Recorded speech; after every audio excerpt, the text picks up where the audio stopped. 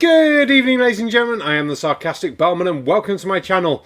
Well, we've got another one from Professor Funbags today. I really shouldn't call her that, but it's what people in my comments section keep calling her, so why not? And it's one of her old ones, but she's no less fucking stupid. Now, let's have a look and see if we can figure out how far away the fucking sun is. How far away is the sun? Well, that was easy. It's 92.6 million miles, or 149.6 million kilometers. Yay, video done.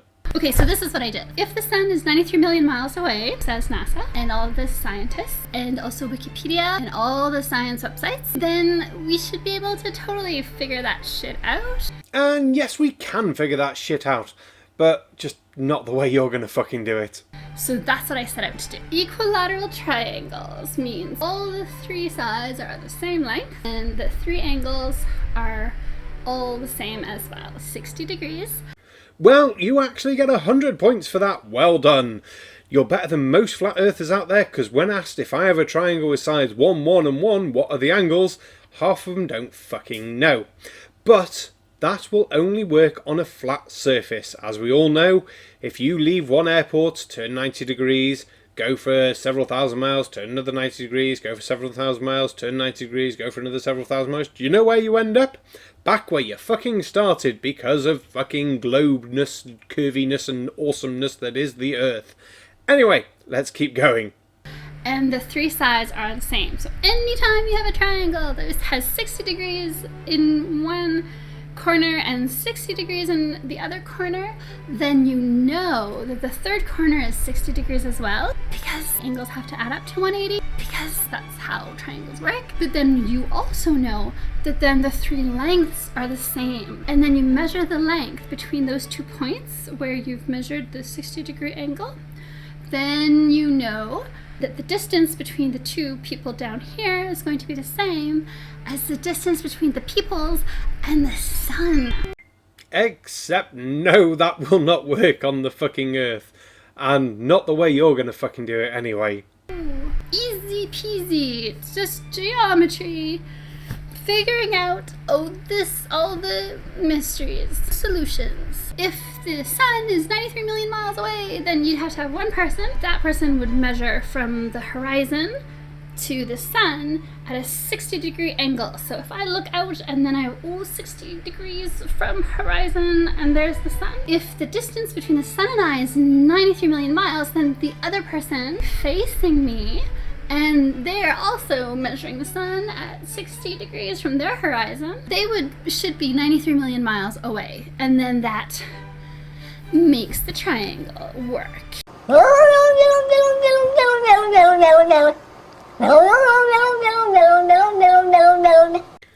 Thanks, Cat. That's right. No, no, no, no, no, no, no. That will not work for the sun from Earth. But we'll let you keep digging this fucking hole. But this is where everything chaos, because I chose Macapá in Brazil, and then I looked on the other side of the Atlantic Ocean, Equatorial Guinea. There's this city also on the equator, Malabo, and then math, and then I discovered that when it's 10:08 a.m. in Macapá, Brazil, the sun is at a 60-degree angle from the horizon for our friend looking towards Africa. And then at that same time, around 2:08 p.m., for the person standing in Malabo, Africa, looking towards the west, north, south, east, west, as the sun's setting, they're seeing the sun at that 60-degree angle from the horizon. Because of the time zones, that's the same moment. And then the person in between them is staring up at noon. We have two people facing each other, 60-degree angle, the sun. So then what we can do is, then we can figure out the distance between these two people tells us the difference between each of those people and the sun. And so it turns out it's not actually 93 million miles. You're right, it's not 93 million miles. It's 92,955,807 miles. Yay! I wrote it down. 4,138 roughly miles. No. No, it's fucking not. But something we have to see that's quite amusing, I mean this whole video is quite amusing because of how hilariously fucking stupid it is, hopefully in this corner I have now popped up the exact clip from her video. Look at that line between those two places. That looks like a straight line that's definitely not curved to take into account the curve of the Earth and all that shit. And look at those two places that are definitely on the equator. Oh wait, no, they're fucking not. Oh, let's get into a little bit more of the video and then we'll tell her why she's so fucking wrong. What does this mean? This means that the sun is not 93 million miles away. Nope, that's not at all what it means. It means... You're so stupid! Thanks for that, but let's see what you think it means. So this implies a flat plane. Sparkle sound. This is so complicated to explain. If it was on a globe, then you'd have something like this, where the person in Macapa, Brazil is standing, looking at the sun at a 60-degree angle from the horizon. And then the person in Malabo is doing the same thing, facing each other. Well, the problem with this model is that the sun is not converging into one point the way we had down here. It's actually diverging. So the further the sun is from the Earth, the more impossible this model becomes. Right then, let's weigh up some of the reasons why she's so fucking stupid in this fucking video, shall we? Number one, you can't make a fucking equilateral triangle on Earth. You're assuming the Earth is flat before you've even fucking started. If you were going to do something like this, you'd have to take into account the distance through the actual Earth. And you can't use the horizon as your fucking starting place for your angle.